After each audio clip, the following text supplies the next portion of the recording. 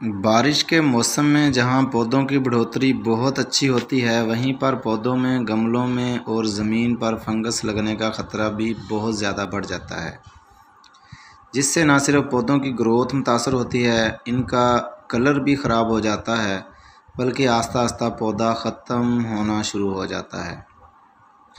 درخت پر لگے پھل فنگس سے خراب ہو جاتے ہیں، سبزیاں داغی ہو جاتی ہیں۔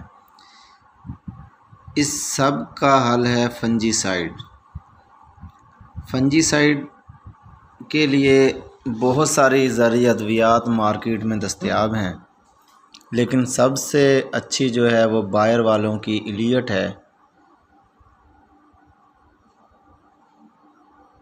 مونسون یا نمی والے موسم میں ہر 10 دن بعد، خاص طور پر مونسون میں، آدھا چمچ ایلیٹ اپنے گملوں میں لازمی ڈالیں، یا پھر آدھا چمچ 1 لیٹر پانی میں مکس کر کے پودے کے نیچے گملے کے اندر ڈال دیں۔ انشاءاللہ ہر قسم کی فنگس دور رہے گی اور آپ کے پودوں کا رنگ بھی بہتر رہے گا اور پودا گروتھ بھی اچھی کرے گا۔